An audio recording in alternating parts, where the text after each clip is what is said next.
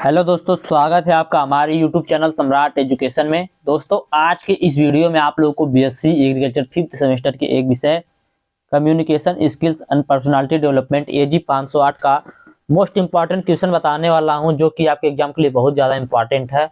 और यदि आप लोगों ने यह पूरा वीडियो देख लिया तो मैं आप लोगों को बता रहा हूँ 75% प्लस आप लोग इस सब्जेक्ट में ला सकते हैं। ठीक है, इस सब्जेक्ट की मैं बात कर रहा हूँ। इस सब्जेक्ट में जो भी क्वेश्चन आएगा उसमें जो भी क्वेश्चन आएगा इसमें से 75% से ज़्यादा क्वेश्चन ये मेरे बताए गए क्वेश्चन में से ही आएगा। ठीक है, तो आप लोगों से एक रिक्वेस्ट रहेगा कि आप लोग वीडियो को पूरा देखिएगा, और वीडियो अच्छा लगे तो वीडियो को लाइक कीजिएगा, चैनल को सब्सक्राइब कीजिएगा, अपने दोस्तों के पास शेयर भी जरूर कीजिएगा। तो चलिए स्टार्ट करते हैं बिना देरी किए हुए। तो पहला क्वेश्चन है, संचार की अवधारणा, परिभाषा एवं अर्थ लिखिए। ठीक है, जो संचार है, कम्युनिकेशन का क्या पूछ रहा है, अर्थ पूछा है, परिभाषा पूछा है और अवधारणा पूछा है, कॉन्सेप्ट पूछा है। ठीक है, क्या पूछा है, कॉन्सेप्ट, डेफिनेशन और मीनिंग। चलिए देखते हैं। तो ये जो कम्युनिकेशन शब्द है, यह जो कम्युनिकेशन शब्द है यह लैटिन भाषा के शब्द कम्युनिस से बना है। ठीक है, कम्युनिकेशन शब्द लैटिन भाषा के शब्द कम्युनिस से बना है।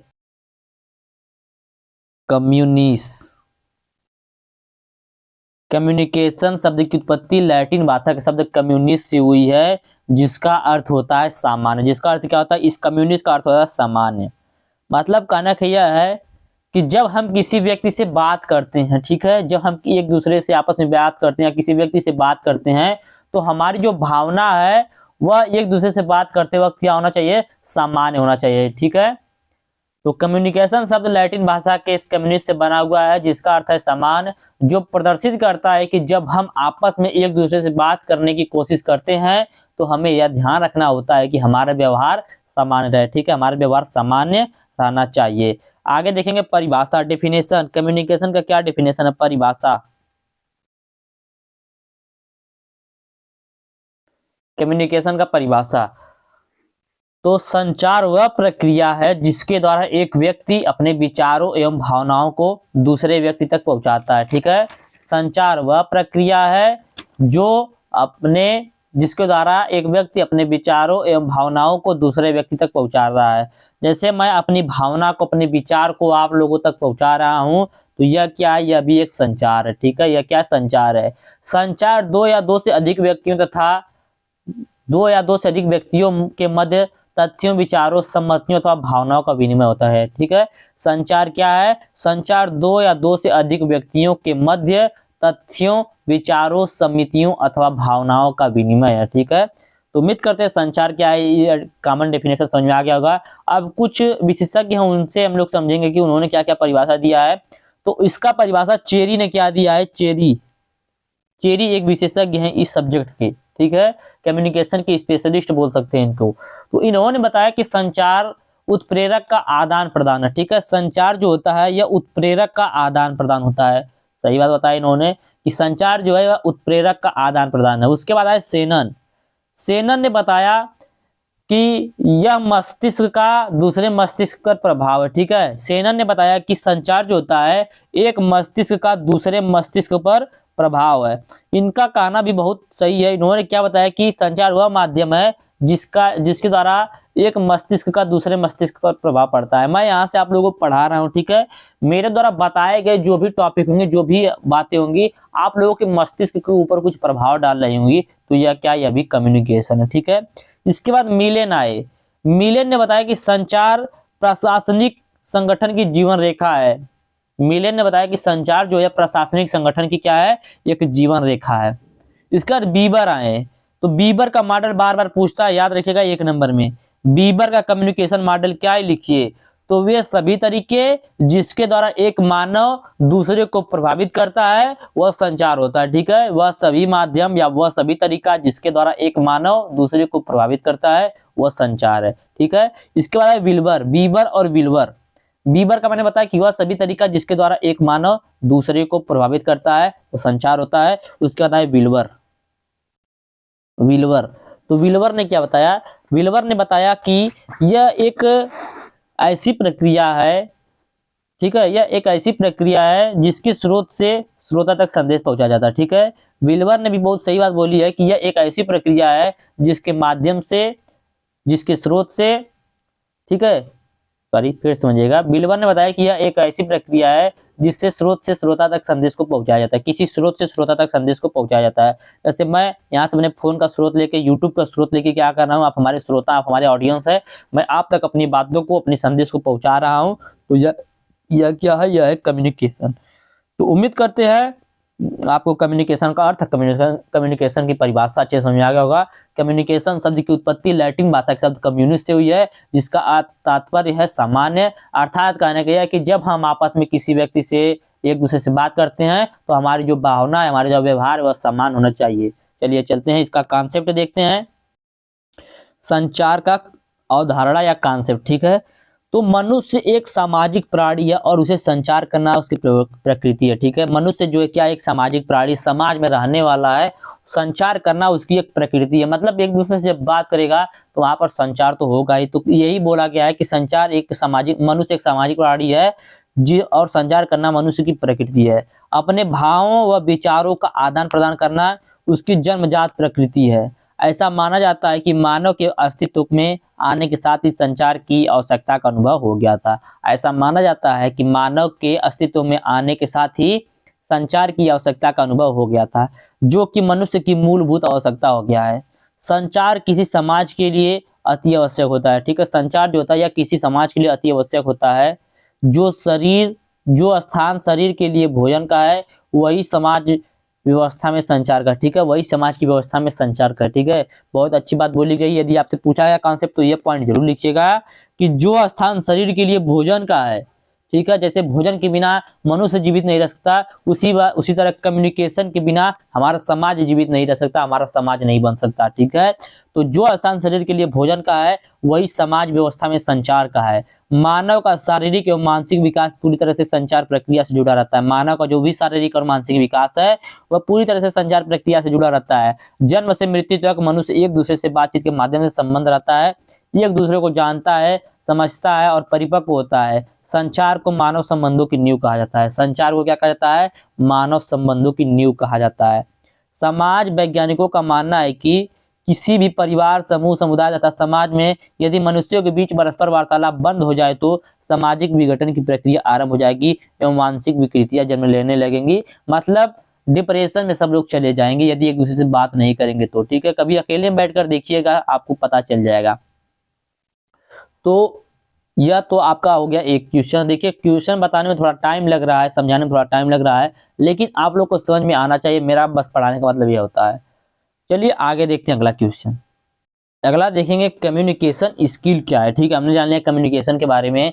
कम्युनिकेशन क्या होता है, एक व्यक्ति का अपना कोई विचार दूसरे तक पहुंचाना क्या कहलाता है, कम्युनिकेशन कहलाता है। ठीक है, अब जानेंगे कम्युनिकेशन स्किल क्या होता है। तो पहले समझिएगा, संचार कौशल वह कला है, संचार कौशल वह कला है जिसमें एक व्यक्ति अपनी बात दूसरे तक मौखिक, लिखित, पिक्चर, इशारा आदि के माध्यम से, किसी भी माध्यम से प्रभावी ढंग से पहुंचाता है। ठीक है, संचार कौशल वह कला है जिसमें एक व्यक्ति अपनी बात दूसरे तक किसी भी माध्यम से प्रभावी ढंग से पहुंचाता है। या कम्युनिकेशन स्किल या संचार वह कला है जिसमें एक व्यक्ति अपनी बात दूसरे तक मौखिक, लिखित, पिक्चर, इशारा आदि के माध्यम से प्रभावी ढंग से पहुंचाता है। आज के समय में जीवन के हर क्षेत्र में कम्युनिकेशन स्किल या संचार कौशल या लेखन शैली का बहुत बड़ा रोल हो गया। ठीक है, आप जहां पर देखेंगे वहां पर कम्युनिकेशन स्किल का प्रयोग हो रहा है। आप अखबार पढ़ेंगे वहां पर भी कम्युनिकेशन स्किल है, आप किताब पढ़ेंगे वहां पर भी कम्युनिकेशन स्किल है, फिल्म देखेंगे वहां पर भी कम्युनिकेशन स्किल है, गाना देखेंगे वहां पर। मतलब कहने की है कि आज के प्रेजेंट टाइम में आप हर जगह देखेंगे तो आप लोगों को कम्युनिकेशन स्किल देखने को मिलता है। कम्युनिकेशन स्किल क्या होता है, कम्युनिकेशन स्किल वह कला होती है जिसमें एक व्यक्ति अपनी बात दूसरे तक मौखिक, लिखित, पिक्चर, इशारा आदि किसी भी माध्यम से प्रभावी ढंग से पहुंचाता है, मददी ढंग से पहुंचाता है कि लोगों के ऊपर उसका प्रभाव पड़े। आगे देखेंगे सार लेखन क्या है। ठीक है, सार लेखन क्या है, बहुत ज्यादा इंपॉर्टेंट यह भी क्वेश्चन है। देखिए जो भी क्वेश्चन है बहुत ज्यादा इंपॉर्टेंट क्वेश्चन। ठीक है, तो सार लेखन क्या है, तो सार लेखन में किसी विस्तृत विषय वस्तु या अंश के मूल भावों को कम से कम शब्दों और वाक्यों में लिखा जा सकता है। ठीक है, सार लेखन की आवश्यकता वाणिज्य, पत्रकारिता, शिक्षा आदि क्षेत्रों में पड़ती है।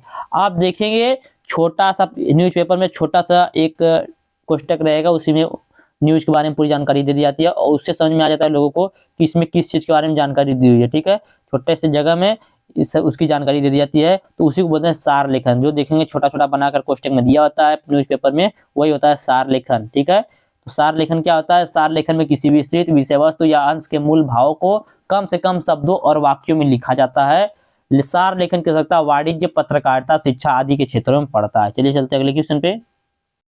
अगला क्वेश्चन है, कम्युनिकेशन कितने प्रकार का होता है? वर्बल और नॉन वर्बल कम्युनिकेशन में अंतर बताइए। मतलब आपको यही समझ में आ गया कि कम्युनिकेशन 2 प्रकार का होता है। ठीक है, तो कम्युनिकेशन कितने प्रकार का होता है इसको पहले जानना है। तो कम्युनिकेशन 2 प्रकार का होता है। पहला होता है वर्बल कम्युनिकेशन, वर्बल कम्युनिकेशन। दूसरा होता है नॉन वर्बल कम्युनिकेशन। ठीक है, दूसरा होता है नॉन वर्बल कम्युनिकेशन। ठीक है, वर्बल कम्युनिकेशन को मौखिक संचार कहा जाता है और नॉन वर्बल कम्युनिकेशन को गैर मौखिक संचार कहा जाता है। ठीक है, वर्बल कम्युनिकेशन को मौखिक संचार और नॉन वर्बल कम्युनिकेशन को गैर मौखिक संचार बोला जाता है। ठीक है, वर्बल कम्युनिकेशन क्या होता है? तो वर्बल कम्युनिकेशन में विचार और भाषा का उपयोग होता है। ठीक है, वर्बल कम्युनिकेशन में विचार और भाषा का प्रयोग किया जाता है। नॉन वर्बल कम्युनिकेशन में संवाद जो होता है भाषा के बिना ही होता है। ठीक है, नॉन वर्बल संवाद में भाषा के बिना भी संवाद हो सकता है। मतलब कहने क्या है, इसमें बिना बोले ही संवाद किया जा सकता है इशारा आदि के माध्यम से। तो चलिए देखते हैं अब दोनों में अंतर, वर्बल और नॉन वर्बल कम्युनिकेशन में अंतर। तो वर्बल कम्युनिकेशन क्या होता है, सॉरी वर्बल और नॉन वर्बल दोनों में अंतर देख रहे हैं। तो वर्बल मैंने बताया कि वर्बल कम्युनिकेशन में हम विचार और भाषा का उपयोग होता है। ठीक है, वर्बल कम्युनिकेशन में विचार और भाषा का उपयोग होता है। नॉन वर्बल कम्युनिकेशन में भाषा के बिना भी संवाद हो सकता है, भाषा के बिना भी बातचीत हो सकता है। तो वर्बल कम्युनिकेशन में पहले एक पॉइंट देखते हैं। तो वर्बल कम्युनिकेशन में देख रहे हैं, ठीक है, पहला पॉइंट है इसमें हम शब्दों का उपयोग करते हैं ताकि हम अपने विचार और भावनाओं को साझा कर सके। ठीक है, वर्बल कम्युनिकेशन में क्या करते हैं, अपने शब्दों का उपयोग करते हैं ताकि अपने विचार और भावनाओं को साझा कर सके। नॉन वर्बल कम्युनिकेशन में हम शब्दों का प्रयोग नहीं करते, बल्कि चेहरे के भाव, शरीर की भाषा, हस्तक्षेप, आंखों की गतिविधि से सही अर्थ निकालते हैं। ठीक है, तो जब हम बोलते हैं या बोलकर या भाषा का प्रयोग करके अपने विचार और भावनाओं को दूसरे से साझा करते हैं तो उसको बोलते हैं वर्बल कम्युनिकेशन। जब हम बिना बोले अपने भाव और विचार, चेहरे के भाव को दूसरे के सामने प्रदर्शित करते हैं तो उसको बोलते हैं नॉन वर्बल कम्युनिकेशन। ठीक है, दूसरा पॉइंट देखेंगे, वर्बल में इसमें शब्दों का सीधा अर्थ होता है। ठीक है, वर्बल कम्युनिकेशन में शब्दों का सीधा अर्थ होता है। जैसे मैंने बोल रहा हूं तो आपके समझ में आ जा रहा है कि मैं शब्दों को सीधा अर्थ में बोल रहा हूं। ठीक है, यदि इशारे से बोलूंगा तो आपको थोड़ा समझने में टाइम लगेगा। ठीक है, तो वर्बल कम्युनिकेशन में शब्दों का सीधा अर्थ होता है और व्यक्ति को विचारों को सही से समझने में मदद करता है। ठीक है, जैसे एक आम है, मैं बोलूंगा वह एक आम है। ठीक है, तो आप समझ में आ जाएगा कि यह एक आम है और आसानी से समझ में आ जाएगा। यदि मैं इशारे के माध्यम से बताऊंगा आम तो जल्दी समझ में नहीं आएगा और बताने में भी प्रॉब्लम होगी। ठीक है, तो ना वर्बल कम्युनिकेशन में शब्दों का सीधा अर्थ होता है और व्यक्ति को विचारों को सही समझने में मदद करता है। नॉन वर्बल कम्युनिकेशन में व्यक्ति के भावनाओं, मानसिक स्थिति या उसके अवस्था के बारे में जानकारी प्रदान किया जाता है। ठीक है, अगला पॉइंट है तीसरा पॉइंट, वर्बल कम्युनिकेशन में इसमें लिखित रूप में ईमेल, पत्र, रिपोर्ट या उच्चारित रूप में बोली जाने वाली भाषा हो सकती है। ठीक है,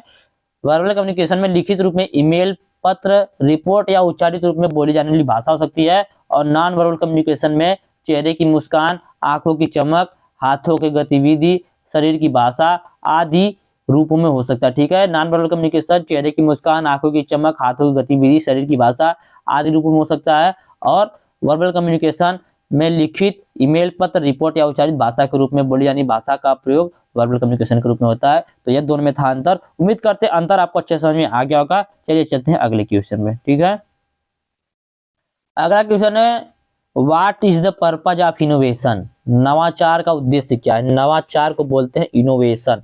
याद रखिएगा, इनोवेशन नाम आप लोगों ने सुना ही होगा।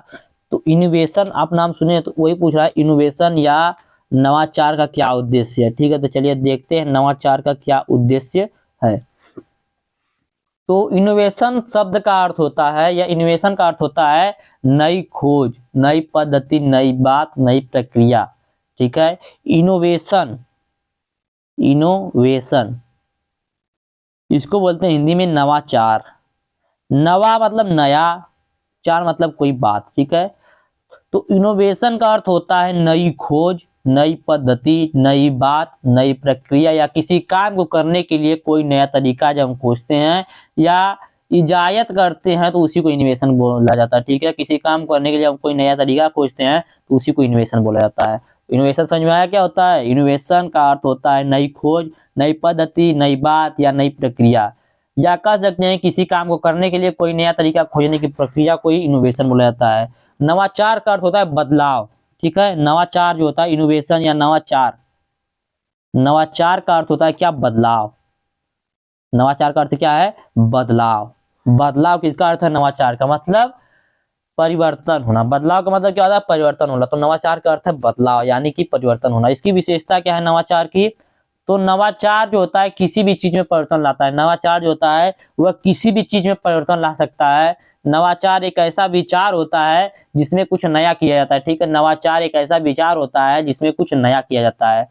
अगला पॉइंट है नवाचार के बाद किसी वस्तु में नई विशेषता पाई जाती है। ठीक है, किसी वस्तु में यदि नया नवाचार हो जाएगा तो उसमें क्या हो जाएगी? किसी कोई नई विशेषता पाई जाएगी। जैसे मान लीजिए यह मेरा चैनल है। ठीक है, इस चैनल में मैं क्या करूंगा? कुछ एडिट करके डिस्क्रिप्शन जो है उसमें कुछ और जानकारी दे दूंगा, तो वहां से क्या होगी? वहां से इसकी विशेषता और बढ़ जाएगी। ठीक है, तो नवाचार के बाद किसी वस्तु में नई विशेषता पाई जाती है तो मतलब यहाँ से एक नई विशेषता आपको पाई जाएगी कि मैंने यहाँ पर कुछ और जानकारी दे दी है। ठीक है, नवाचार का प्रयोग चीजों को सुधार लाने के लिए किया जाता है। तो यह हो गया विशेषता। अब देखेंगे नवाचार का उद्देश्य। ठीक है, क्या देखेंगे? नवाचार का उद्देश्य। तो चलिए देखते हैं। पहला है सॉल्विंग प्रॉब्लम। इसका पहला उद्देश्य है सॉल्विंग प्रॉब्लम। ठीक है, सॉल्विंग प्रॉब्लम। तो नवाचार का उद्देश्य विभिन्न समस्याओं का समाधान करना होता है जो व्यक्तियों, समुदायों या समृद्धि की दिशा में समस्याएं पेश करते हैं। इसमें चुनौतियों को रचनात्मक और प्रभावी समाधान ढूंढना, जीवन को आपस और अधिक कुशल बनाना शामिल होता है। ठीक है, जीवन को आपस में और अधिक कुशल बनाना शामिल होता है किसमें? नवाचार में। तो पहला पॉइंट मैंने बताया नवाचार का सॉल्विंग प्रॉब्लम एक पहला उद्देश्य इसका। दूसरा उद्देश्य है इंप्रूविंग इफिशियंसी। ठीक है, नवाचार का उद्देश्य नए और सुधारित प्रक्रियाओं, तकनीकों या प्रणालियों को पेश करके कुशलता को बढ़ाना। ठीक है, नवाचार का उद्देश्य नए और सुधारित प्रक्रियाओं, तकनीकों या प्रणालियों को पेश करके कुशलता को बढ़ाना। इससे कुशलता में वृद्धि होती है और संसाधनों का सर्वोत्तम उपयोग होता है। ठीक है, नवाचार से क्या होता है? नवाचार से कुशलता में वृद्धि होती है और संसाधनों का सर्वोत्तम उपयोग होता है। अगला पॉइंट है प्रोमोटिंग इकोनॉमिक ग्रोथ। ठीक है, प्रोमोटिंग इकोनॉमिक ग्रोथ। नवाचार आर्थिक विकास का एक प्रमुख कुंजी होता है। नवाचार जो होता है, इनोवेशन, यह आर्थिक विकास का एक प्रमुख कुंजी होता है। इससे नई उद्योगों, नौकरी के अवसरों और जीवन मानकों की समग्र सुधार होती है। ठीक है, तो यह था आपका नवाचार का 3 उद्देश्य। अगला उद्देश्य है फॉस्टरिंग, एक मिनट में हटाता हूं इसको, फॉस्टरिंग कॉम्पिटिटिवनेस। ठीक है, तो नवाचार करने वाले संगठन और देश वैश्विक बाजार में प्रतिस्पर्धी बने रहते हैं। बदलते बाजार की गतिविधियों के अनुकूल बनने के लिए निरंतर नवाचार आवश्यक होता है। तो यह हो गया आपका नवाचार का उद्देश्य, नवाचार की विशेषता, नवाचार किसे कहते हैं, नवाचार का अर्थ। तो उम्मीद करते हैं जो भी मैंने अभी तक बताया अच्छे समझ में आया होगा। आगे देखेंगे संचार कौशल को परिभाषित कीजिए, सॉरी प्रस्तुति कौशल को परिभाषित कीजिए। संचार कौशल तो मैंने आप लोगों को बता दिया, प्रस्तुति कौशल को परिभाषित कीजिए। तो देखते हैं प्रेजेंटेशन स्किल जिसको बोला जाता है, क्या बोला जाता है? Presentation skill.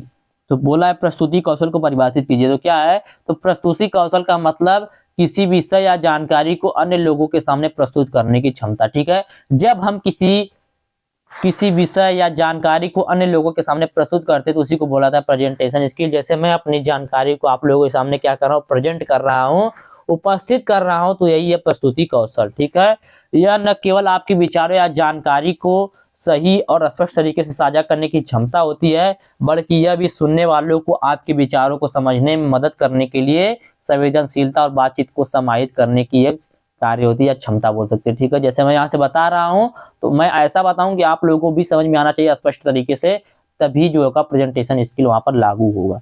तो प्रेजेंटेशन स्किल के बारे में मैंने बता दिया, उम्मीद करते हैं अभी समझ में आया होगा। आगे देखेंगे फील्ड डायरी, बहुत ज्यादा इंपॉर्टेंट है फील्ड डायरी। फील्ड डायरी, तो फील्ड मतलब क्या होता है आप लोग हमें कमेंट बॉक्स में बताएंगे। यदि आपको फील्ड के बारे में नहीं पता है तो अब क्या बोल सकते हैं, वैसे तो सबको पता होगा फील्ड के बारे में। तो फील्ड डायरी, तो फील्ड डायरी क्या होता है? तो फील्ड में जो भी कार्य किया था, जैसे हमारा फील्ड मतलब क्या था? खेत होता है। ठीक है, कोई क्षेत्र होता है, तो फील्ड में किए गए कार्यों की जानकारियों को जब एक डायरी में लिखा जाता है तो उससे फील्ड डायरी कहते हैं। ठीक है, फील्ड जो है उसमें किया गया जो भी कार्य है, जो भी जानकारी है, उसको जब एक डायरी में लिखा जाएगा तो उसी को क्या बोला जाता है, फील्ड डायरी बोला जाता है। यह जो फील्ड डायरी होता है यह एक बेसिक डॉक्यूमेंट होता है। क्या होता है, एक बेसिक डॉक्यूमेंट होता है जिसमें जो भी डाटा कलेक्ट किया जाता है उसमें लिखा जाता है। फील्ड में जो भी कार्य किया जाएगा, जो भी डाटा कलेक्ट किया जाएगा वह उस डायरी में लिखा जाता है। ठीक है, लेखा जोखा करने वाले व्यक्ति से संबंधित डाटा को फील्ड में लिखते हैं। ठीक है, लेखा जोखा करने वाले व्यक्ति जो होते हैं वह संबंधित डाटा को फील्ड डायरी में लिखते हैं। ठीक है, लेखा जोखा करने वाले व्यक्ति फील्ड से संबंधित डाटा को फील्ड में लिखते हैं, फील्ड डायरी में लिखते हैं। याद रखिएगा, जो लेखा जोखा करने वाला एक व्यक्ति होता है जहां पर ये सब होता है, तो वहां पर क्या होता है, एक लेखा जोखा करने वाला व्यक्ति होता है जो क्या करता है, फील्ड से संबंधित जो भी डाटा होता है उसको फील्ड डायरी में लिखता है। फील्ड डायरी खोज करता, अनुसंधान करता, लेखा जोखा करने वाले व्यक्ति के लिए कौन कहाँ कैसे बताने में सहायता करता है। ठीक है, फील्ड डायरी में कितने व्यक्ति आपके फील्ड में काम कर रहे हैं, कौन सा काम कर रहा है, कौन किस इक्विपमेंट से काम कर रहा है, कौन कितने टाइम से आया, कितना काम करता है, कितना काम नहीं करता है, फील्ड डायरी में सब कुछ लिखा होता है। इससे क्या होता है, इससे उस व्यक्ति के बारे में कौन क्या कहाँ पर किस टाइम क्या काम कर रहा है, यह सब जानकारी बताना लेखा जोखा करने वाले के लिए आसान होता है। और जो भी पढ़ने वाला हो, कोई बाहर से भी आकर यदि पढ़ेगा तो उससे पढ़ के समझ जाएगा। ठीक है, अगला है, फील्ड डायरी लिखने के लिए कोई एक विशेष प्रकार का फॉर्मेट तो नहीं है, किंतु जब भी लिखा जाए तो क्रमशः लिखना चाहिए। मतलब एक क्रम से लिखना चाहिए, ऐसा नहीं कि कभी यहाँ पर लिख दिया कभी नीचे लिख दिया। मतलब फील्ड डायरी में क्रम से लिखना चाहिए। इसको लिखने का कोई एक विशेष प्रकार या विशेष फॉर्मेट नहीं है। ठीक है, फील्ड डायरी में कोई विशेष विवरण या कार्यों को लिखा जाना चाहिए। ठीक है, फील्ड डायरी में कोई विशेष कार्य हो तभी लिखा जाना चाहिए। यह नहीं कि अब कोई पानी पीने जा रहे हो तो फील्ड डायरी में लिख कर जाए कि मैं पानी पीने जा रहा हूँ, ऐसा नहीं है। कोई मुख्य विशेष विवरण या कार्य रहेगा तभी फील्ड डायरी में लिखा जाना चाहिए। फील्ड डायरी में सभी का हिसाब होना चाहिए। फील्ड डायरी में क्या होना चाहिए, सभी का हिसाब होना चाहिए। आगे चलिए चलते हैं अगले क्वेश्चन पे। अगला है फुट नोट। क्या है फुट नोट? फुट नोट इसे समझिए, इसको बोलते हैं पाद लेखन। ठीक है, पाद लेखन बोला जाता है। ठीक है, आप लोग, हम पाद लेखन से नहीं, हम लोग फुट नोट से समझेंगे। फुट मतलब टूटा टूटा समझिएगा। फुट मतलब क्या होता है, फिट मतलब क्या होता है, आप लोग फिट मतलब जानते हैं क्या होता है, जानते हैं ना, तो बस इसी समझिएगा, अभी आपको समझ में आ जाएगा। फुट नोट में आप लोगों को थोड़ा सा समझाना चाहूंगा। जब आप कोई किताब पढ़ते हैं, ठीक है, किताब पढ़ते हैं तो किताब के नीचे देखेंगे इस प्रकार से एक लाइन होता है, उसमें कुछ मुख्य बातें लिखी होती है ना, वही 3-4 पॉइंट कुछ बातें लिखी होती हैं। तो वही जो बातें लिखी होती है ना, उसी को फुट नोट बोला जाता है। क्या बोला जाता है, फुट नोट। फुट नोट इसी को बोला जाता है। ठीक है, तो याद रखिएगा कि पुस्तक के अंत में या पृष्ठ के किनारे पर दिया गया संक्षिप्त स्पष्टीकरण या अतिरिक्त जानकारी को फुटनोट कहा जाता है। पुस्तक के अंत में या पृष्ठ के किनारे पर दिया गया संक्षिप्त स्पष्टीकरण या अतिरिक्त जानकारी फुटनोट कहलाता है। ठीक है, फुटनोट लिखने के लिए क्या क्या आपके पास आवश्यक बिंदु होने चाहिए, याद रखिएगा, बहुत इंपॉर्टेंट है फुटनोट। पुस्तक के अंत में या पृष्ठ के किनारे पर दिया गया संक्षिप्त स्पष्टीकरण या अतिरिक्त जानकारी फुटनोट कराता है। फुटनोट लिखने के लिए आवश्यक बिंदु कौन कौन से है उसको देख लीजिए। तो एक वाक्य में एक से अधिक फुटनोट नहीं होने चाहिए। आप एक लाइन लिख रहे हैं तो उसमें एक ही फुटनोट लिखें, या नहीं कि पूरे विवरण को एक ही लाइन में घुसेड़ दें, तो ऐसा नहीं होना चाहिए।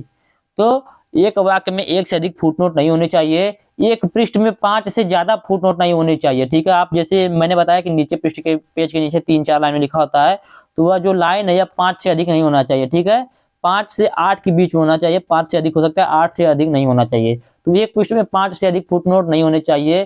फुटनोट जो भी हो विश्वसनीय होना चाहिए। एंड नोट की अपेक्षा फुटनोट लिखने को महत्व देना चाहिए। जो भी एंड नोट लिखते हैं उसके अपेक्षा फुटनोट लिखने के लिए ज्यादा महत्व देना चाहिए। तो यह था फुटनोट लिखने के लिए क्या क्या आवश्यक बिंदु होना चाहिए उसको। आगे देखेंगे नोट टेकिंग क्या है। नोट लेते समय ध्यान देने होगा क्या क्या बातें। ठीक है, नोट टेकिंग स्किल या नोट टेकिंग क्या होता है, जब भी आप नोट लेते हैं तो उस समय क्या क्या ध्यान देना योग्य बिंदु होता है उसके बारे में जानेंगे। तो सबसे पहले समझ लीजिए कि नोट टेकिंग क्या होता है। जैसे मैं बोल रहा हूँ ना, मैं मान लीजिए यहाँ से बोल रहा हूँ तो आप लोगों को फुट नोट लेने की कोई नोट टेक करने की कोई आवश्यकता नहीं है। जैसे आप भाषण में जाएंगे, आप मान लीजिए एक प्रेस वाले न्यूज वाले हैं, भाषण में जाएंगे तो वहां पर क्या होता है, जो भी सरकार, जो भी वहां पे मंत्री विधायक जो भी हो, नेता हो, वह क्या करता है, वो भाषण देता है। तो जो देखेंगे मीडिया वाले होते हैं, जर्नलिस्ट होते हैं, वो क्या करते हैं, वहां से उनके द्वारा बोली गई जो बातें होती है उसमें से कुछ मुख्य मुख्य बातों को क्या करते हैं, एक जगह लिखते हैं, एक नोट लिखते हैं। तो यही जो नोट लिखते हैं छोटी छोटी बातों को समझ समझ कर सुन सुनकर, वही बात नोट टेकिंग कहलाता है। ठीक है, तो विभिन्न जगहों से विभिन्न माध्यमों के द्वारा जानकारियों को एकत्रित करना तथा उसको व्यवस्थित रूप से लिखने की प्रक्रिया को नोट टेकिंग कहा जाता है। ठीक है, विभिन्न जगहों से विभिन्न माध्यमों के द्वारा जानकारियों को एकत्रित करने तथा उसे व्यवस्थित रूप से लिखने की प्रक्रिया को नोट टेकिंग कहा जाता है। नोट टेकिंग किसे कहा जाता है, तो विभिन्न जगहों से विभिन्न माध्यमों के द्वारा जानकारियों को एकत्रित करने तथा उसे व्यवस्थित रूप से लिखने की प्रक्रिया को नोट टेकिंग कहा जाता है। या कह सकते हैं कि सूचनाओं के विभिन्न माध्यमों के द्वारा, जैसे सुनने के द्वारा, पढ़ना, लिखना, मौखिक चर्चा, सभा, कॉन्फ्रेंस, व्याख्या आदि से जो नोट लिया जाता है उसी को नोट टेकिंग बोला जाता है। ठीक है, अब देखेंगे नोट लेते समय क्या क्या ध्यान देने की महत्वपूर्ण बिंदु है।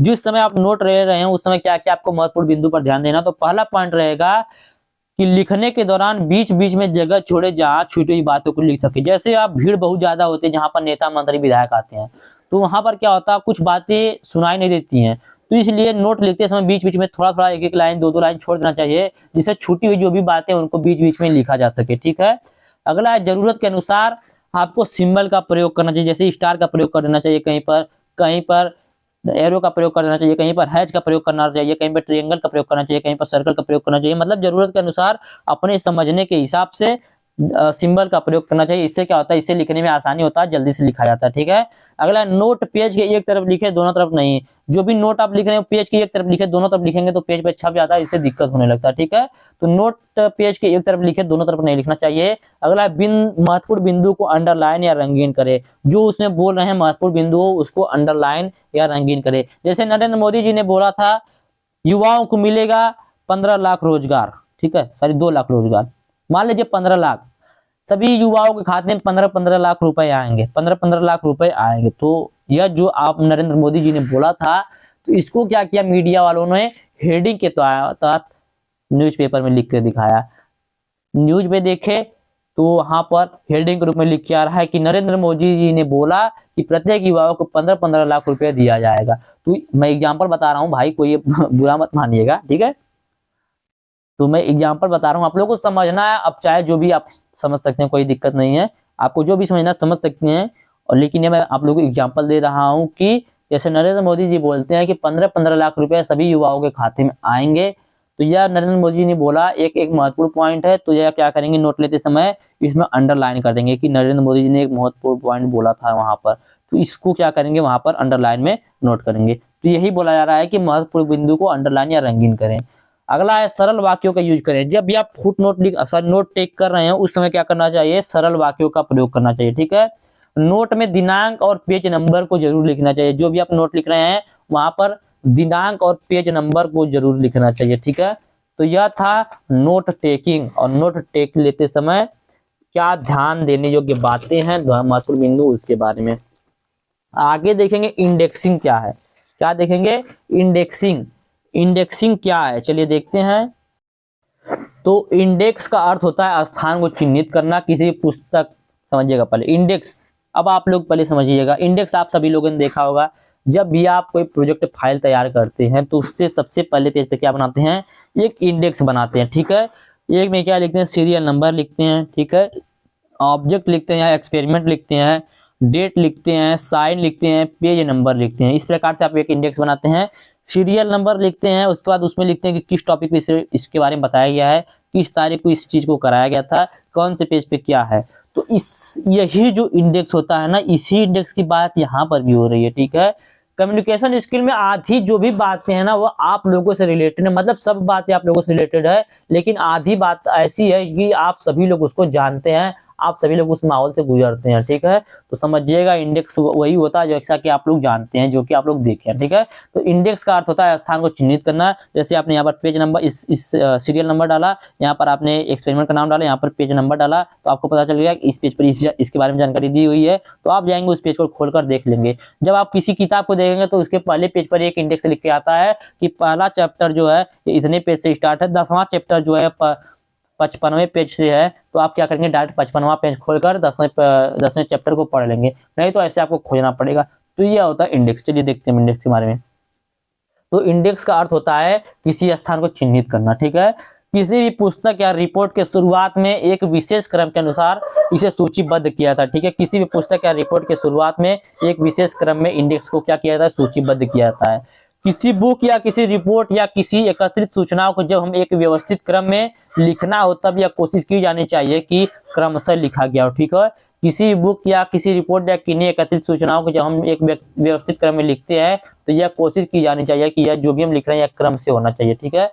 इंडेक्स के माध्यम से जरूरी सूचनाओं का पता लगाने में आसानी हो जाता है। जब भी इंडेक्स होता है, जहां पर भी इंडेक्स होता है उसके माध्यम से हमें जरूरी सूचनाओं का पता लगाने में आसानी हो जाता है। ये सामान्यतः इंडिकेटिव होता है, ठीक है। ये सामान्यतः क्या होता है, इंडेक्स क्या होता है, इंडिकेटिव का काम करता है। इंडिकेटर जानते होंगे, जिस साइड का इंडिकेटर मारेंगे तो पीछे वाला जो होता है उसको पता चल जाता है कि यह जो व्यक्ति है वह इस साइड में जाएगा। यदि इधर का इंडिकेटर जलाएंगे तो उसको पता चल जाता है कि इस साइड में जाएगा।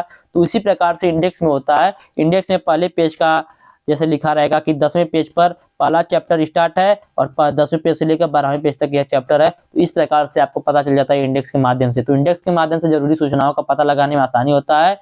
इंडेक्स समानतः इंडिकेटिव का काम होता है, इंडिकेटिव होता है, ठीक है। इंडेक्स का मुख्य उद्देश्य यह जानकारी वह सूचनाओं को विभिन्न तरीके से, जैसे कोई भी पुस्तक से, किसी रिकॉर्ड या लाइब्रेरी से किन्हीं सूचनाओं के केंद्र से खोजने में सहायता करता है, ठीक है। इंडेक्स का मुख्य उद्देश्य होता है किसी जानकारी या सूचनाओं को विभिन्न तरीकों के माध्यम से क्या करना, सूचनाओं के केंद्र तक खोजने में सहायता करना।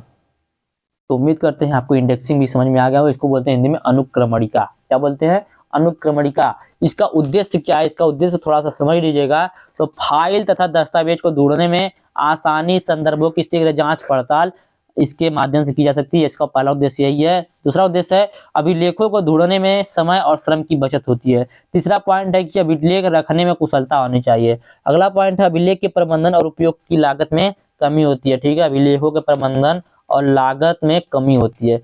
तो यह था आपका इंडेक्स। आगे जानेंगे ग्रुप डिस्कशन के बारे में। ग्रुप डिस्कशन, ठीक है। ग्रुप डिस्कशन बहुत ज्यादा इंपॉर्टेंट है, ग्रुप डिस्कशन। तो आप सभी लोग ग्रुप डिस्कशन किए होंगे, ठीक है। चलिए देखते हैं। तो 8-10 लोगों का ऐसा समूह जिसमें कोई लीडर नहीं होता है, ठीक है। 8-10 लोगों का ऐसा समूह जिसमें कोई लीडर नहीं होता है। इसके सभी सदस्य विशेष परिस्थिति में किसी विषय पर दिए गए समय में अपने आकलन और विचार प्रस्तुत करते हैं। उसी को क्या बोलते हैं, उसी को ग्रुप डिस्कशन बोलते हैं, ठीक है। 8-10 लोगों का ऐसा समूह जिसमें कोई भी लीडर नहीं होता, सभी का समान अधिकार होता है सभी से एक दूसरे से बोलने की, बात करने की, ठीक है।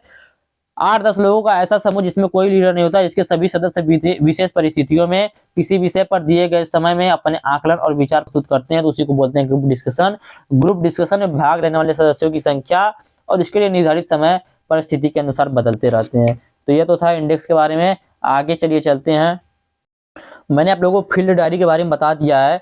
अब आप लोगों को पब्लिक स्पीकिंग के बारे में बताऊंगा, ठीक है। लैब रिकॉर्ड के बारे में मैंने आज का जो वीडियो मैंने बनाया है उसमें बताया हुआ है। आज वाला वीडियो आप लोग जरूर देख लीजिएगा, ठीक है। चलिए देखते हैं पब्लिक स्पीकिंग के बारे में, ठीक है। पब्लिक स्पीकिंग से आप क्या समझते हैं। तो जैसा कि आपको नाम से भी पता चल रहा है, पब्लिक स्पीकिंग, पब्लिक में बोलने की, जो पब्लिक में जब वक्ता जो है कुछ बोलता है तो उसको भी बोलते हैं पब्लिक स्पीकिंग। तो पब्लिक स्पीकिंग एक ऐसे कम्युनिकेशन का रूप होता है जिसमें एक व्यक्ति या स्पीकर एक बड़ी संख्या में लोगों के सामने बोलता है। इसमें व्यक्ति अपनी विचार या ज्ञान या किसी विषय पर अपने दृष्टिकोण को व्यक्त करता है, ठीक है। इसमें व्यक्ति अपने विचार, ज्ञान या किसी विषय पर अपने दृष्टिकोण को व्यक्त करता है। पब्लिक स्पीकिंग का उद्देश्य श्रोता को प्रभावित करना तथा उन्हें किसी विषय पर जागरूक या उन्हें किसी कार्यक्रम, विचार या उद्देश्य के प्रति लोगों को जानकारी देना होता है, ठीक है। पब्लिक स्पीकिंग विभिन्न अवसरों पर होता है, जैसे शिक्षा के उद्देश्य से, शिक्षा सम्मेलन के उद्देश्य से, शिक्षा समारोह, कारपोरेट भाषण आदि के अलग अलग प्रकार के समारोह में पब्लिक स्पीकिंग का यूज किया जाता है। पब्लिक स्पीकिंग मतलब क्या होता है, कभी नेता आएंगे तो वहां पर देखेंगे कि बहुत ज्यादा भीड़ लग जाती है, कई हजारों पब्लिक जुट जाती है। तो जब पब्लिक के बीच कोई वक्ता जो होता है अपनी कुछ बातों को प्रस्तुत करता है तो उसी को बोलते हैं पब्लिक स्पीकिंग। सामान्य शब्दों में समझिएगा पब्लिक स्पीकिंग का मतलब यह है, ठीक है। क्या होगा, नेता जो आते हैं भाषण देते हैं, भाषण देने के लिए जो व्यक्ति वहां पे सुनने वाला होता है तो उस सुनने वाले व्यक्ति के लिए जो है नेता अपनी भाषण को, अपनी बातों को व्यक्त करता है, उसी को बोलते हैं पब्लिक स्पीकिंग। पब्लिक के बीच में अपने आप को क्या कर रहा है, पब्लिक के बीच में स्पीक कर रहा है तो उसी को बोलेंगे पब्लिक स्पीकिंग, ठीक है। अच्छे पब्लिक की स्पीकर के क्या क्या गुण होने चाहिए, तो चलिए देखते हैं। तो पहला पॉइंट इसका रहेगा कि भाषा में स्पष्टता होनी चाहिए ताकि सुनने वाला समझ सके। जो स्पीकर होता है, जो वक्ता होता है, उसके भाषा में स्पष्टता होनी चाहिए ताकि जो श्रोता ऑडियंस है उसको सुनने में आसानी और समझ सके। ठीक है, अगला पॉइंट है स्पीकर को श्रोता के संबंध बनाने की क्षमता होनी चाहिए। ठीक है, जो स्पीकर जो वक्ता है उसको इस प्रकार बोलना चाहिए कि श्रोता का उसके दिमाग से दिमाग का कनेक्शन हो जाए, ताकि वह भी उसके बात को ध्यान से सुन सके। ठीक है, अगला है भाषण में श्रोता का ध्यान रखना और उसकी रुचि को जागृत करना, जिसमें ग्राहक या ऑडियंस की जिसमें ग्राहक की रुचि है वो ऐसी बातों को बताना चाहिए। वहां पर स्पीकर को उस विशेष क्षेत्र में जानकारी होनी चाहिए जिस पर वह भाषण देने वाला हो। जो भी स्पीकर हो वक्ता हो उसको उस विशेष क्षेत्र के बारे में जानकारी होनी चाहिए जिस पर वो भाषण देने आ रहा है। ठीक है, भाषण में सकारात्मक भावना बनाए रखना बहुत महत्वपूर्ण होता है। जब भी आप भाषण दे रहे हैं वहां पर सकारात्मक भावना बनाए रखना बहुत ही महत्वपूर्ण होता है। आगे देखेंगे कॉन्फ्रेंस के बारे में। कॉन्फ्रेंस क्या है? ठीक है, कॉन्फ्रेंस क्या या कॉन्फ्रेंस से आप क्या समझते हैं? तो कॉन्फ्रेंस व्यक्तियों की सभा होती है जिसमें उन्हें एक किसी विशिष्ट कार्य या समस्या पर चिंतन अथवा विवाद एक निश्चित समय में करना पड़ता है। कॉन्फ्रेंस व्यक्तियों की सभा होती है जिसमें उन्हें एक साथ किसी विशिष्ट कार्य या समस्या पर चिंतन अथवा वाद विवाद एक निश्चित समय में करना होता है। इसमें सदस्य अपने ज्ञान का संग्रहण करता है। ठीक है, सदस्य होता है अपने ज्ञान का संग्रहण करता है और प्रस्तुत विषय से संबंधित सूचनाओं पर अपने विचार एवं दृष्टिकोण को आदान प्रदान करता है, तो उसको बोलते हैं क्या? कॉन्फ्रेंस। आगे देखेंगे सेमिनार। तो सेमिनार क्या होता है? ठीक है, सेमिनार क्या होता है? तो सेमिनार एक विशेष विषय पर जानकारी साझा करने और चर्चा करने के लिए आयोजित हुआ एक प्रक्रिया होता है या कार्यक्रम होता है। ठीक है, सेमिनार एक विशेष विषय पर जानकारी साझा करने और चर्चा करने के लिए आयोजित हुआ एक प्रक्रिया होता है। यह एक ऐसा प्लेटफॉर्म होता है जहां एक विषय पर विशेषज्ञ, शोधकर्ता और अन्य प्रशिक्षण अपने अनुसंधान, अनुभव और अन्य प्रशिक्षण अपने अनुसंधान, अनुभव, दृष्टिकोण को साझा करते हैं ताकि उनके श्रोता नई नई जानकारी को प्राप्त कर सकें। ठीक है, सेमिनार एक सभा होती है जिसमें समूह में आदान प्रदान के साथ चर्चा होती है। वक्ता जो होता है लेक्चर देने से पहले विषय संबंधित गहन करता है, अध्ययन करता है, विषय विशेषज्ञ से भी जानकारी लेता है, चर्चा करता है, उसके बाद बोलने के लिए मटेरियल कलेक्ट करके सबके सामने या श्रोता के सामने प्रस्तुत करता है। श्रोता जो होते हैं, ऑडियंस जो होते हैं, सुनने के बाद उस पर अपना सुझाव देते हैं, अपनी प्रतिक्रिया देते हैं। तो यह था सेमिनार। ठीक है, यह क्या था? यह था सेमिनार। तो उम्मीद करते हैं यह भी समझ में आया होगा। आगे देखेंगे व्यक्तित्व का क्या अर्थ है। व्यक्तित्व का अर्थ है, पर्सनालिटी का क्या अर्थ है। ठीक है, तो पर्सनालिटी शब्द की उत्पत्ति जो है यूनानी भाषा के शब्द परसोना से हुई है। यूनानी भाषा के शब्द है परसोना। इसका मतलब क्या है? परसोना से हुई, जिसका अर्थ होता है नकाब, मुखौटा या नकली चेहरा। ठीक है, मतलब व्यक्तित्व का मतलब होता है नकली चेहरा। अपने अपने व्यक्तित्व को सब जब चाहे तब बदल सकते हैं। कहने का मतलब है कि कहीं पर जाएंगे, देखेंगे रामायण के समय आता रामलीला लगता है, वहां पर कोई रावण बन जाता है, कोई श्री राम बन जाता है। वो अंदर से चाहे जैसा हो, लेकिन लोगों के सामने अपने व्यक्तित्व का परिचय दूसरे माध्यम से दे रहा है, तो इसीलिए व्यक्तित्व को बोला जाता है नकली चेहरा या मुखौटा या नकाब। ठीक है, तो पर्सनालिटी शब्द की उत्पत्ति यूनानी भाषा के शब्द परसोना से हुई है, जिसका अर्थ होता है नकाब या मुखौटा। आगे देखेंगे कम्युनिकेशन मॉडल। देखिए, जो मैं बता रहा हूँ आज का यह टॉपिक जो इस टाइम बता रहा हूँ, ये सब मैंने पिछले वीडियो में कराया है आज के ही। ठीक है, इसलिए इसको एक बार बता रहा हूँ। एरिस्टोटल मॉडल देखेंगे। एरिस्टोटल मॉडल चलिए देखते हैं, जो कि बहुत ज्यादा इंपॉर्टेंट है। एरिस्टोटल मॉडल को अरस्तु का मॉडल बोलता है। तो अरस्तु का मॉडल क्या है? अरिस्टोटल कम्युनिकेशन मॉडल क्या है? तो चलिए देखते हैं। तो अरस्तु ने बताया कि किसी भी स्थान पर या किसी व्यक्ति के द्वारा कम्युनिकेशन होने के लिए, संचार होने के लिए 3 कंपोनेंट का होना आवश्यक है। एक स्पीकर, एक स्पीच, ठीक है, एक ऑडियंस। ठीक है, अरस्तु ने बताया कि एक स्पीकर होना चाहिए जो अपनी बातों को प्रस्तुत कर सके। ठीक है, और जो प्रस्तुत एक स्पीकर होना चाहिए। पहले अरस्तु ने बताया कि एक स्पीकर होना चाहिए, स्पीकर के पास एक भाषण होना चाहिए। ठीक है, उस भाषण को क्या करे, श्रोता के सामने वो प्रस्तुत कर सके। तो इसको बताया किसने? अरिस्टोटल ने। अरिस्टोटल के अनुसार संचार के लिए उपयुक्त 3 एलिमेंट है, 3 तत्व आवश्यक हैं। संचार का यह मॉडल वक्ता अथवा श्रोता के आमने सामने होने की स्थिति की संभावना में आमने सामने होता है। ठीक है, अगला आए लासवेल ने 5 महत्वपूर्ण घटक को बताया। इन्होंने बताया कि इन्होंने बताया कि संचार करने के लिए 5 बातों का होना आवश्यक है। पहला इन्होंने बताया कौन क्या कहना चाहता है, किस माध्यम से कहता है, किसे कहता है और कितना प्रभाव पड़ता है उसका। इस माध्यम को बोला जाता है लासवेल का मॉडल। तो इनके संचार में जो भी बातें कहेंगे वो सब प्रश्नों के रूप में है। तो यह था लास्टवेल का मॉडल। इसके बाद शैनन और वीवर मॉडल आया। तो शैनन और वीवर मॉडल में भी 5 कंपोनेंट है। शैनन और वीवर मॉडल में एक सेंडर होगा, एक मैसेज देगा। सेंडर जो होगा संदेशवाहक, वह क्या करेगा, एक संदेश भेजेगा किसी माध्यम से, किसको, रिसीवर को। रिसीवर जो है उसको समझने, जैसे देखिए एक सेंडर होगा, ठीक है, एक वक्ता होगा, वह क्या करेगा, वक्ता एक मैसेज देगा। क्या देगा, मैसेज। मैसेज देगा किसी माध्यम से, तो यह हो गया चैनल। यह सेंडर, यह हो गया क्या, मैसेज। यह क्या हो गया, यह चैनल हो गया, ठीक है, संचार हो गया, सॉरी माध्यम हो गया। चैनल मतलब माध्यम। यह क्या हो गया, चैनल के बाद देखिए एक सेंडर हो गया, वक्ता, वक्ता ने मैसेज दिया माध्यम से किसे, रिसीवर को, ऑडियंस को। ऑडियंस उसको समझने के बाद उसको समझता है, तो वह क्या, यही क्या कहलाता है, यह कहलाता है शैनन और वीवर का कम्युनिकेशन मॉडल। इसके बाद है बार्लो मॉडल। बार्लो ने क्या बताया, बार्लो ने भी इसके लिए 5 महत्वपूर्ण कंपोनेंट बताया। उन्होंने बताया सोर्स, कोई एक सोर्स होना चाहिए। कम्युनिकेशन होने के लिए पहले एक सोर्स होना चाहिए, उस सोर्स को इनकोड करने वाला एक व्यक्ति होना चाहिए, और इनकोड करके वह मैसेज देने वाला एक व्यक्ति होना चाहिए। मैसेज को किसी माध्यम से डिकोड करने वाला एक होना चाहिए, और उस डिकोड करने के बाद एक सुनने वाला होना चाहिए। तो इसको बताया किसने, शैनन और वीवर ने। तो इसको शैनन और वीवर का कम्युनिकेशन मॉडल कहते हैं। चलिए आगे चलते हैं। ये देखेंगे अब इफेक्टिव कम्युनिकेशन, प्रभावी संचार। तो प्रभावी संचार क्या होता है, जब कोई व्यक्ति अपनी बात कहते समय अच्छे और प्रभावी शब्दों का चयन करता है और बड़ी खूबसूरती के साथ अपने वाक्यों को पूरा करता है, तो ऐसे संचार को बोला जाता है प्रभावी संचार। मतलब कहना क्या है कि जो भी व्यक्ति आपके सामने कोई बात अपनी प्रस्तुत कर रहा है, उसके बात का आपके ऊपर कोई प्रभाव पड़ रहा है, आप जैसे आपको मोटिवेट किया जाता है, आप मोटिवेशन वीडियो देखेंगे तो आपके ऊपर उसका इतना अच्छा प्रभाव पड़ेगा कि आप उसी समय जाएंगे पढ़ने लिखने बैठ जाएंगे मोटिवेशन वीडियो देख के। तो यह क्या होता है, यही होता है इफेक्टिव कम्युनिकेशन, ये होता है प्रभावी संचार। पूछता है प्रभावी मौखिक संचार क्या है। तो मौखिक संचार की कई सारी सीमाएं होती है। प्रभावी मौखिक संचार नहीं इंपॉर्टेंट है, इसको नहीं देखेंगे, ठीक है। आगे देखेंगे स्किल, स्किल के बारे में जानेंगे। स्किल क्या होता है, ठीक है। कम्युनिकेशन स्किल्स जैसे आप में दिया है, स्किल को बोला जाता है दक्षता। क्या बोला जाता है, दक्षता। तो दक्षता क्या होता है, तो स्किल एक ऐसा शब्द है जिसमें किसी कार्य को करने के लिए आवश्यक ज्ञान, दक्षता और क्षमता का समावेश होता है। स्किल एक ऐसा शब्द है जिसे किसी कार्य को जिसमें किसी कार्य को करने के लिए आवश्यक ज्ञान, दक्षता और क्षमता का समावेश होता है।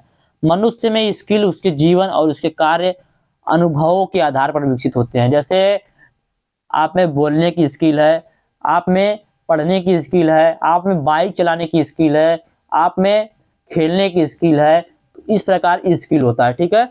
और इन्हें अध्ययन करके, प्रशिक्षण प्राप्त करके भी सीखा जा सकता है, ठीक है। किसी भी कार्य को सफलतापूर्वक करने के लिए हमें उस कार्य को करने का ज्ञान, क्षमता और योग्यता होना चाहिए। कार्य करने की इसी गुणों को स्किल कहा जाता है, ठीक है।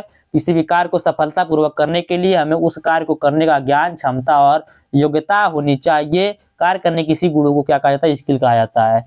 आगे देखेंगे मोटिवेशन क्या होता है। तो मोटिवेशन क्या है, एक आंतरिक भावना है जो किसी व्यक्ति को अपना सर्वश्रेष्ठ प्रदर्शन करने के लिए प्रेरित करता है, ठीक है। जो किसी व्यक्ति को अपना सर्वश्रेष्ठ प्रदर्शित करने के लिए क्या करता है, प्रेरित करता है। तो इसी के साथ यहीं पर अपने वीडियो को बंद करेंगे, ठीक है। उम्मीद करते हैं ये वीडियो आपको बहुत ही अच्छा लगा होगा। वीडियो अच्छा लगा तो वीडियो को लाइक कीजिएगा, चैनल को सब्सक्राइब कीजिएगा और अपने दोस्तों के पास शेयर भी जरूर कीजिएगा। धन्यवाद, जय हिंद।